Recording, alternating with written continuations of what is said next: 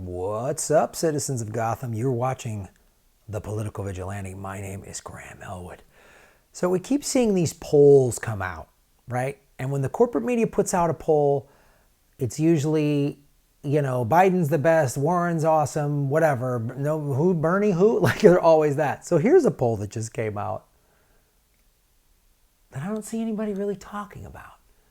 Bernie Sanders beating Trump in Texas by nearly 5 points.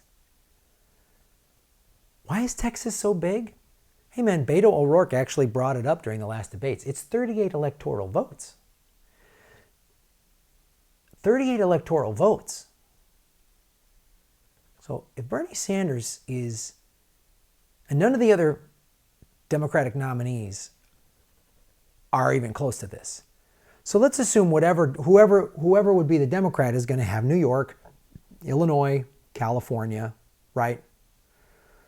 If they actually campaign there, Wisconsin, Michigan, Pennsylvania, Ohio, maybe. But you get the reddest of red states and it's 38 electoral votes? Whew.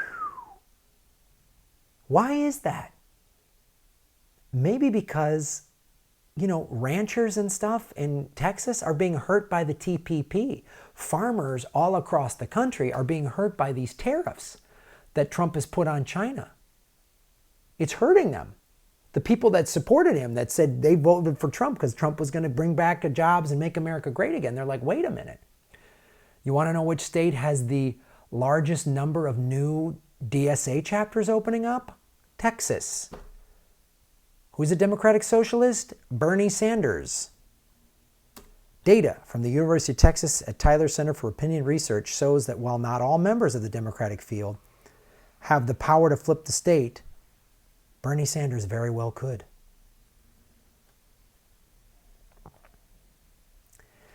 This is the thing that the corporate Democrats, they know this. They're not dumb. They know this is why they don't like Bernie, because he's a populist.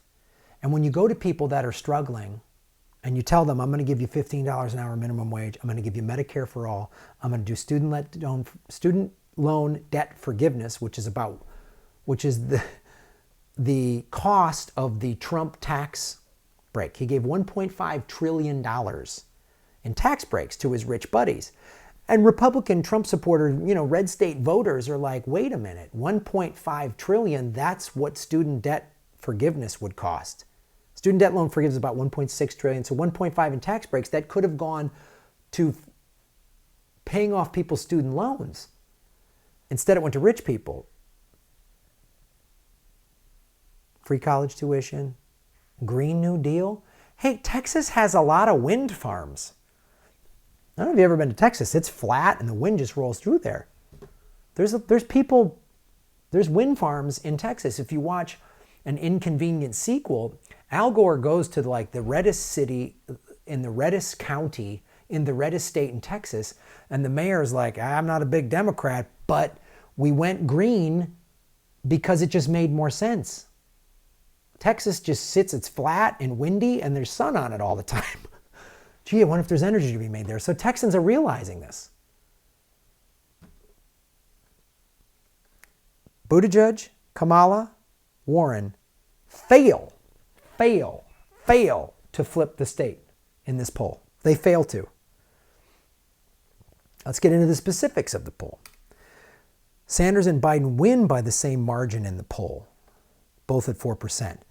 But in a Trump-Sanders matchup, there are fewer undecided voters in a Trump-Biden matchup. What does that tell you?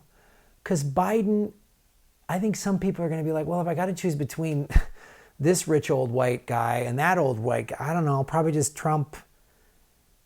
Undecided and independent voters would absolutely vote for Bernie Sanders. They're not going to vote for Joe Biden. They're not going to vote for Kamala Harris. Warren, fake progressive Warren.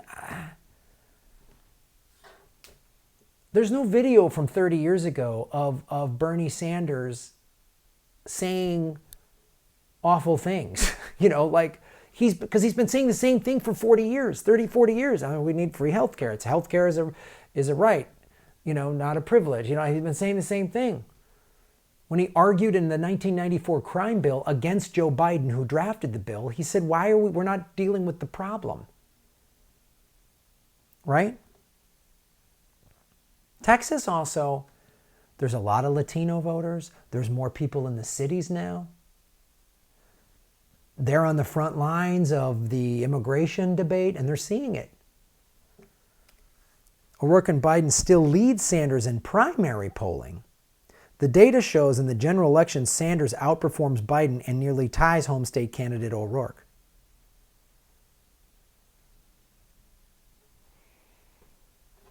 So O'Rourke, well, maybe O'Rourke could win Texas.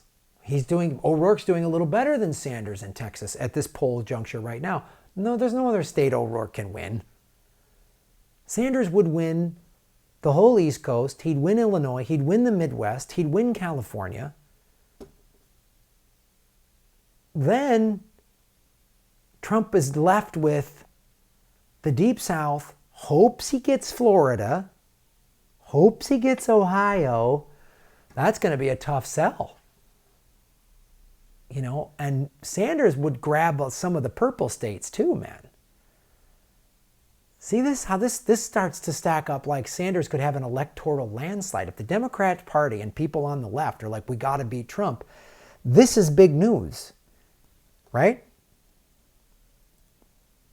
But I want to talk a little bit about O'Rourke's numbers. While O'Rourke and Biden both lost favorably following the debates in Detroit last month, Sanders gained ground in the Lone Star State. And Sanders will eat Trump alive in a debate. Look what Bernie Sanders did in that Fox News town hall. Who's watching Fox News? People in red states, people in Texas. That's who's watching. Warren said, I'm not going on Fox News. She's done. She just said, I don't care about winning the middle of the country. I just want to win the coasts. Sorry, red state, South, sorry. I don't care. That's what she just said. Bernie said, no, I'm coming here. I want to talk to you. I want you to hear my policies are the best. That's what you do if you know you can win. And when you have good policy, if I was running, I'd be like, I'm going to the reddest of red states and talking my anti-war message in the reddest of red states. Because you know who sent the most people to Iraq and Afghanistan? It's places like Texas. I've been over there doing comedy shows. Texas, there's always more Texans in the military than any other state, just about. It's crazy. And you start telling them, we don't want to have 22 vets a day die from suicide because of PTSD from fighting these wars. And people in Texas, they see how the oil industry works. They see how the oil CEOs work. They see how they buy politicians. Beto O'Rourke, the only politician that gets more money from the oil lobby is Ted Cruz, a guy he couldn't even beat. He came close, which shows you that Texans are close to flipping. But if you come in with the same tired neoliberal nonsense, you're not going to win. You're not going to win. They're going to go, we heard this. You come in with populist progressive policy and Bernie Sanders saying, I'm a democratic socialist. Stop equating Soviet Union era totalitarian communism with socialism. I have programs that'll help you. I'll put you all to work. You're living in a small town in Texas where the minimum wage is like whatever, $8 or $9 or whatever it is, and now you're saying you're going to get 15 and you're going to have free health care? That makes sense. But what is CNN? Are we going to hear about this poll and how significant it is? CNN and MSNBC, you think they jump all over this. You think Fox News would jump all over this. Here's CNN's poll. Oh, wow, we called a bunch of old people with AOL accounts and home phones, and this is what their carrier pigeons told us. They also called them on CB radio to get this ridiculous stat. Boosted by debates, but Biden paces no mention of Bernie. Great.